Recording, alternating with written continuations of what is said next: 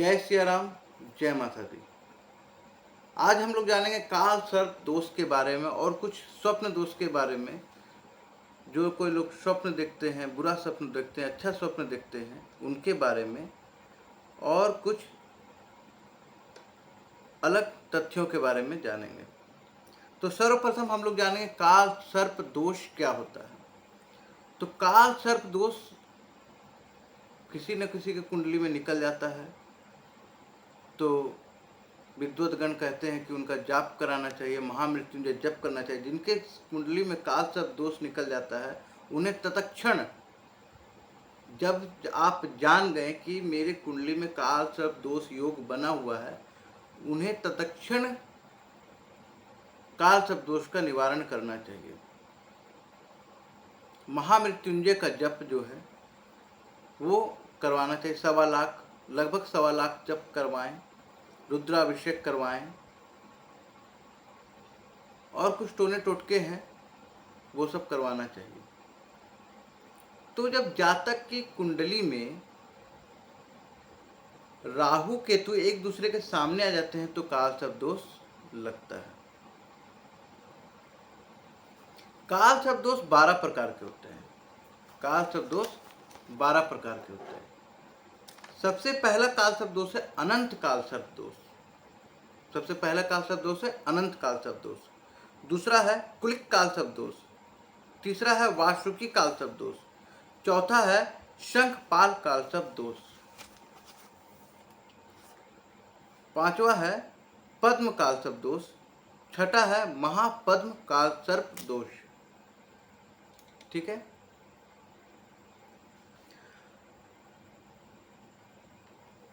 सातवां है करकोटक काल सर्प दोष,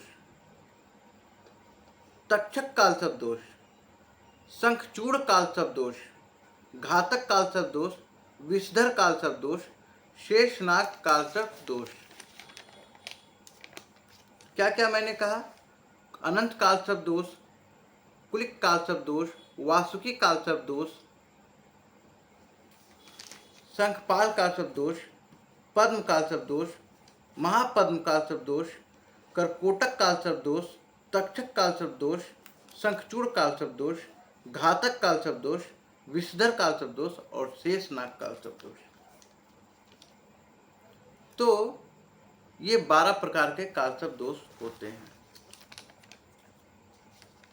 सर्वप्रथम यदि कुंडली के पहले भाव में राहु स्थित हो, यदि कुंडली के पहले भाव में राहु स्थित हो,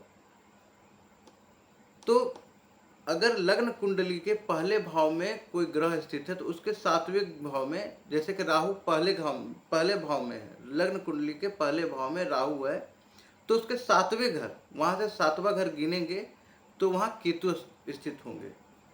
तो ये कुलिक काल सर्प दोष बनाता है।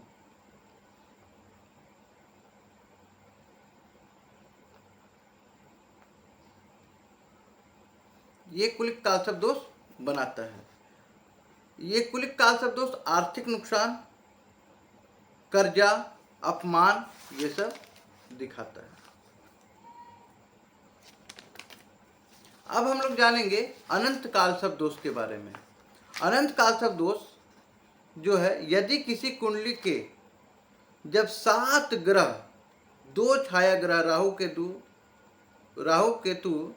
के इर्द गिर्द घिरा हो तो अनंत काल सर्प दोष कहलाता है। वासुकी काल सर्प दोष, वासुकी काल सर्प दोष में इसमें पीड़ित जो है, जो जातक जो पीड़ित होता है वासुकी काल सर्प दोष से, वह जीवन भर संघर्ष करता है, कभी उसे सफलता का एहसास नहीं होगा, संघर्ष करते रहेगा।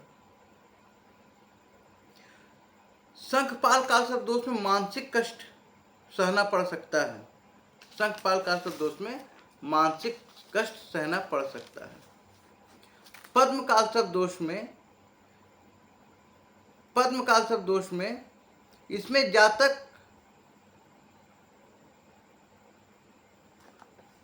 जातक को विधि,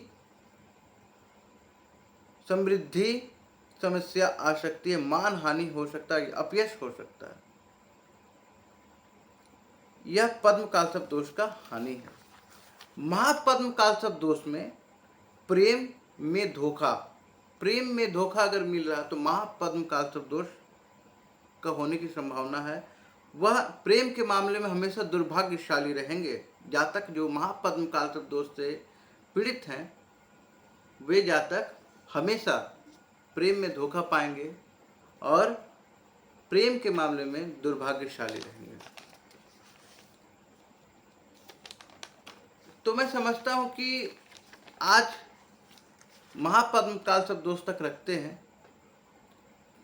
मेरी अगली वीडियो में मैं इन 12 कालसर्प दोष का विस्तार पूर्वक बोर्ड पर बतलाऊंगा और उसके हानि भी बतलाऊंगा। जो भी जातक कालसर्प दोष से पीड़ित होते हैं, जब भी आप जाने आपकी कुंडली में कालसर्प दोष है, तत्क्षण अपने को कालसर्प दोष का निवारण कर लेना चाहिए। जैसे कि कालसर्प दोष में आप समझें कि जैसे कि कालसर्प दोष में जो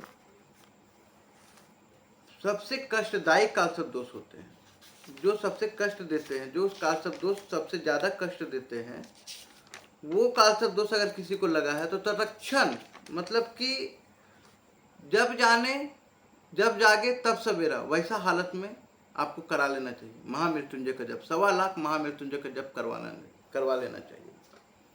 जैसे कि आप समझें घातक कालसर्प दोष, विषधर कालसर्प दोष, तक्षक कालसर्प दोष और शेषनाग कालसर्प दोष, वासुकी कालसर्प दोष। वासुकी कालसर्प दोष तो चलिए थोड़ा बहुत राहत देता है, एक्सीडेंट चोट चपेट करवाता है, लेकिन ये जो तक्षक कालसर्प दोष है, विषधर कालसर्प दोष है, घातक कालसर्प दोष है, ये सब कालसर्प दोष जो है, शेषनाग कालसर्प दोष है, ये सब प्राण का घातक बनता है, प्राण हर लेता है। मैं डरा नहीं रहा हूँ, परंतु मैंने देखा है कालसर्प दोष वालों को। ऐसा कहा जाता है कि पूर्व जन्म में जो जातक कालसर्प दोष से पीड़ित हैं, वो किसी न किसी सांप की हत्या किए होंगे या उसके हत्या में भागीदारी बने होंगे, तो उन्हें कालसर्प दोष लगता है। तो भगवान शंकर की आराधना पूजा नित्य करें, उन्हें बेलपत्र चढ़ाएं, तो कालसर्प दोष से मुक्ति मिलती है। महामृत्युंजय का जप करवाएं, जप करें तो कालसर्प दोष की से आपको छुटकारा मिल सकती है और मिल जाती है, इसमें कोई संशय नहीं है। अब हम लोग यह जानेंगे कि देखिए कई लोगों का यह प्रश्न होता है कि कई लोग स्वप्न देखते हैं। मनोविज्ञान में स्वप्न देखना एक नॉर्मल मनुष्य का सिम्टम है। अगर कोई व्यक्ति स्वप्न देख रहा है तो वह नॉर्मल है, और अगर कोई व्यक्ति स्वप्न नहीं देख रहा है तो उससे कुछ प्रॉब्लम्स मनोविज्ञान के भाषा में कहा जाता है। तो स्वप्न देखना बहुत अच्छी बात है। तो कुछ स्वप्न अच्छे होते हैं, कुछ स्वप्न बुरे होते हैं, कुछ स्वप्न अच्छे होते हैं और कुछ स्वप्न बुरे होते हैं। तो जैसे कि अब हम लोग जानते हैं कि बहुत सारे सवाल आते हैं कि मैंने यह स्वप्न देखा, इसका क्या फल होता है, मैंने इस समय इस स्वप्न देखा तो इसका क्या फल होगा। तो आज मैं इसका उत्तर देता हूं। अगर रात्रि के प्रथम पहर में अगर आपने स्वप्न देखा है तो इसका फल 1 वर्ष के अंदर में प्राप्त हो जाता है, प्रतिफल 1 वर्ष के अंदर में मिल जाएगा। अगर रात्रि के द्वितीय पहर में, दूसरा पहर में आपने स्वप्न देखा, कोई भी स्वप्न, अच्छा स्वप्न, बुरा स्वप्न, कोई भी स्वप्न देखा, तो यह स्वप्न द्वितीय पहर का स्वप्न जो है 8 महीने के अंदर फल प्राप्त कर देता है, फल दे देता है, प्रतिफल हो जाता है। जो भी स्वप्न आपने देखा द्वितीय पहर में देखा तो 8 महीने के अंदर आपको वह फल मिल जाता है। तृतीय पहर में अगर आपने स्वप्न देखा, तीसरे पहर में आपने स्वप्न देखा, तीसरे पहर में स्वप्न देखा, तो आपको यह स्वप्न 3 महीने के अंदर फल प्राप्त करा देगा। 3 महीने के अंदर फल आपको मिल जाएगा। और चौथे पहर में आपने सपना देखा तो 15 दिन के अंदर फल प्राप्त हो जाता है। और अरुणोदय के समय में आपने स्वप्न देखा तो 10 दिन के अंदर फल प्राप्त हो जाता है। और सूर्योदय यानी अरुणोदय एक अलग बात है और सूर्योदय एक अलग है। सूर्योदय यानी पूर्ण रूप से सूर्य उदय हो गए, और अरुणोदय का मतलब होता है कि सूर्य की लालिमा जब होती है, जब सूर्य की लालिमा होती है, जब सूर्य उगते उगते में रहते हैं, जब सूर्य लालिमा रहते हैं, तब अगर अरुणोदय के समय स्वप्न देखें तो आपको 10 दिन के अंदर फल प्राप्त होगा। सूर्योदय के समय सपना देखें तो वह स्वप्न उसी समय फल की प्राप्ति कर देता है। सूर्योदय के सपने देखा हुआ फल उसी समय फल प्राप्त हो जाता है। और दिन में समय देखा, अगर दिन में कोई व्यक्ति सोता है और दिन में कोई व्यक्ति स्वप्न देखा तो वह स्वप्न उसी दिन फल प्राप्त हो जाता है। तो ये स्वप्न शास्त्र का है। मैं अपनी अगली वीडियो में अच्छा स्वप्न कौन कौन सा है और बुरा स्वप्न कौन कौन सा है, इसके बारे में चर्चा करूंगा। तो आज जैसे कि इसमें मैं कुछ बताने जा रहा हूं, ध्यान से सुने। विष्णु, नारायण, कृष्ण, माधव, मधुसूदन, हरि, नृसिंह, श्री राम, गोविंद तथा वामन। मैंने क्या क्या कहा, ध्यान से सुने। विष्णु, नारायणम, कृष्णम, माधवम, मधुसूदनम, हरिम, नरसिंह, नरहरिम, रामम, गोविंदम, दधि वामनम। फिर से सुने। विष्णु, नारायणम, कृष्णम, माधवम, मधुसूदनम, हरिम, नरहरिम, रामम, गोविंदम, दधि वामनम। इन नामों को अगर कोई शुद्ध मन से 10 बार जप करता है, इन नामों को अगर कोई शुद्ध मन से 10 बार जप करता है तो वह व्यक्ति सैकड़ों शुभ से युक्त होकर निरोग हो जाता है। अगर कोई बीमारी उसे लगा हुआ है, मेरी पिछली वीडियो में मैंने बताया था कि किस नक्षत्र में अगर बीमारी लगता है तो कितने दिन चलेगा। अगर किसी को बीमारी लग गए, कोई बीमारी लगा हुआ है, तो अपने मन में इन नामों का 10 बार जाप करें, देखेंगे वह निरोग हो जाएगा, उसे उनका बीमारी खत्म हो जाएगा। विष्णु, नारायण, कृष्ण, मधुसूदन, हरि, नरसिंह, श्री राम, गोविंद तथा वामन, इन नामों को भक्ति पूर्वक 10 बार जप करने से जातक निरोगी हो जाता है। और इन्हीं नामों को 1,00,000 बार अगर कोई जप ले तो वह जातक धन धान्य से संपन्न होकर पुत्र की प्राप्ति करता है। और महाबांध, अगर कोई व्यक्ति 1,00,000 बार इन नामों को जप कर ले, विष्णु, नारायण, कृष्ण, माधव, मधुसूदन, हरि, नृसिंह, श्री राम, गोविंद, वामन, इन नामों को 10 बार जप करने से जातक निरोगी हो जाता है। 1,00,000 बार जप करने से जातक को अगर कोई बंधन में बंधा हुआ है तो वह बंधन से छूट जाता है। और कोई महाबांधी स्त्री है जिनको पुत्र नहीं हो रहा है, बहुत दिनों से पुत्र नहीं हो रहा है, अगर वो इन नामों को अगर 1,00,000 बार जप करती है तो महाबांध स्त्री भी पुत्रवती हो जाती है, पुत्र की प्राप्ति हो जाती है। और दरिद्र भी धनवान हो जाता है। यह भगवान विष्णु की महिमा है, श्री लक्ष्मी नारायण की महिमा। इन नामों को जप करें। अब ऐसा नहीं कि इन नामों को जप करते करते कर्म करना छोड़ दें। मेहनत करना छोड़ दें, मेहनत भी करें, परंतु इन नामों को मन में जप करना चाहिए। इन नामों को जो भी व्यक्ति, जो भी जातक जप करता है, उनके सभी पाप यूं ही नष्ट हो जाते हैं, धुल जाते हैं, सभी पाप यूं ही धुल जाते हैं। अच्छा, कोई व्यक्ति अगर स्वप्न में खुद को मृत्यु शैया पर देख लिया तो व्यक्ति डर जाता है कि मेरे साथ में क्या हो गया, मैंने ये क्या देख लिया। तो डरने की कोई बात नहीं है। ओम नमो मृत्युंजय स्वाहा। फिर से सुने, ओम नमो मृत्युंजय स्वाहा। इन नामों को, इस मंत्र को 1,00,000 बार अगर जप कर लें तो जो व्यक्ति अपने आप को मृत्यु शैया पर देखा कि मैं मर गया हूँ, स्वप्न में उसने यह देख लिया कि मैं मर गया हूँ, और वह व्यक्ति 1,00,000 बार ओम नमो मृत्युंजय स्वाहा का जप कर ले तो वह व्यक्ति 100 साल की आयु उसकी हो जाती है। इसमें कोई संशय नहीं है।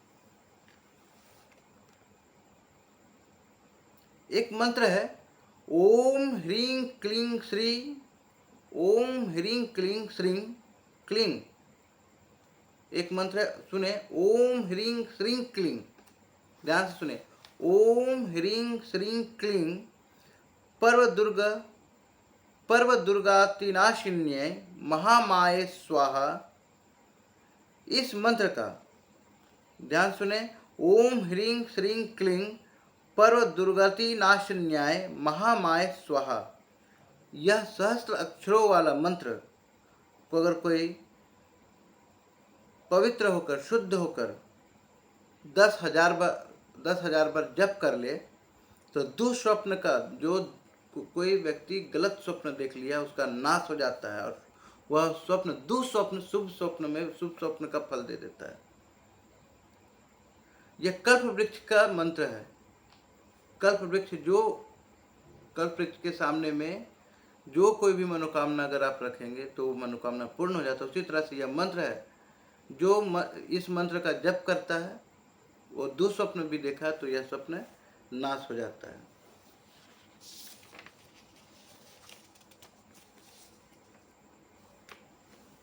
अब हम लोग यह जानेंगे गृहारंभ, घर का आरंभ कब किया जाए। मेरी अगली वीडियो में घर का आरंभ किस महीने में करना चाहिए। बहुत लोगों का यह प्रश्न होता है कि घर का आरंभ कब करना चाहिए, कब घर बनाना चाहिए, और कब गृह निर्माण करना चाहिए, और कब गृह प्रवेश करना चाहिए। यह दो प्रश्न बहुत है। तो आप देखें, गृह निर्माण कब करना चाहिए।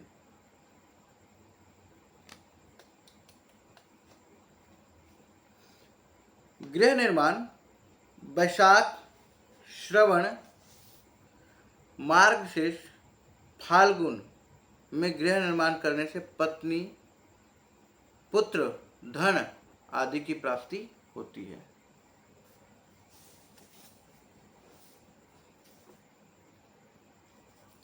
और वैशाख, श्रवण, मार्गशीर्ष, फाल्गुन में गृह निर्माण करने से पत्नी, पुत्र, धन आदि की प्राप्ति होती है। और गृह आरंभ यानी गृह प्रवेश का मुहूर्त कब होना चाहिए, यह भी सवाल कई लोगों के मन में आता है कि गृह प्रवेश कब करना चाहिए। तो गृह प्रवेश में माघ धन लाभ कारक होता है। माघ मास में अगर गृह प्रवेश कर रहे हैं तो धन लाभ कारक होता है। फाल्गुन मास में अगर गृह प्रवेश कर रहे हैं तो धन लाभ कारक होता है। चैत्र मास में गृह प्रवेश कर रहे हैं तो धन की हानि होगी। वैशाख मास में धन धान्य की प्राप्ति होती है, लाभ की प्राप्ति होती है। ज्येष्ठ मास में पशु पुत्र की लाभ होती है। और इन सब महीनों को छोड़कर कोई और महीना में कोई गृह प्रवेश करता है तो शत्रु भय तथा हानि होती है।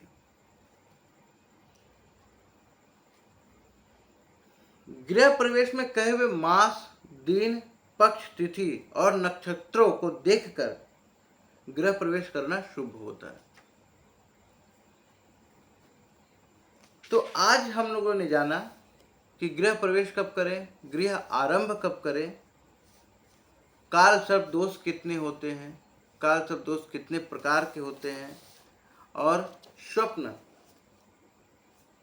क्या होता है, स्वप्न का फल कब देखने से स्वप्न का फल मिलता है और कब देखने से स्वप्न का फल नहीं मिलता है।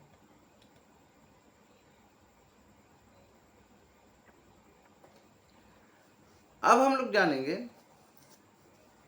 एक बात और है, कोई व्यक्ति अगर रात्रि के पहर, दिन के पहर और कभी भी व्यक्ति स्वप्न देखता है तो उसे किसी के सामने प्रकट नहीं करना चाहिए, किसी के भी सामने प्रकट नहीं करना चाहिए। उसे भगवान भोलेनाथ का के शरण में, भगवान नारायण के शरण में जाकर अपना स्वप्न को रख देना चाहिए और कहना चाहिए, हे बाबा मैंने यह स्वप्न देखा, अगर यह स्वप्न खराब है तो इसको शुभ फल में बदलें, अगर इस स्वप्न का फल अच्छा है तो आप मुझे इस स्वप्न का फल दें और इसे फलीभूत करें। अगर कोई स्वप्न में ब्राह्मण आकर कहता है किसी को, या कोई साधु ऋषि आकर कहते हैं कि तुम मेरे दास बन जाओ, तुम इनकी पूजा करो, भगवान विष्णु की पूजा करो, श्री रामचंद्र भगवान की पूजा करो, तो वह व्यक्ति कितनों भी मांस खाने वाला हो, कितनों भी मदिरा पीने वाला हो, कितनों भी वह व्यक्ति दुराचारी हो, कितनों भी दुष्ट हो, वह व्यक्ति वैष्णव धर्म को अपना लेता है, वैष्णव बन जाता है। इसी के साथ मैं आपसे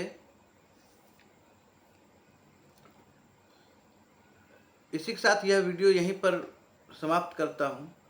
मेरी अगली वीडियो में काल सर्प दोष का पूरा कैसे काल सर्प दोष होता है, कैसे काल सर्प दोष लगता है, कौन सा काल सर्प दोष में क्या घटना घटेगा, जैसे कुलिक काल सर्प दोष, वास्तुकी काल सर्प दोष, मैंने कहा कुलिक काल सर्प दोष, वास्तविक काल सर्प दोष, शंखपाल काल सर्प दोष, पद्म काल सर्प दोष, महापद्म काल सर्प दोष, करकोटक काल सर्प दोष, दक्षक काल सर्प दोष, शंखचूड़ काल सर्प दोष, घातक काल सर्प दोष, विषधर काल सर्प दोष, शेषनाग काल सर्प दोष, इन 12 काल सर्प दोषों के बारे में पूरा विवरण से मेरी अगली वीडियो में होगी, और इनका क्या फल होगा, क्या फल जातक को भोगना पड़ेगा, कितना इससे ग्रसित जातक पीड़ित व्यक्ति को क्या करना चाहिए, क्या निवारण करना चाहिए। तब तक लिए जय माता दी, जय श्री राम, जय सिया रामचंद्र भगवान की जय हो।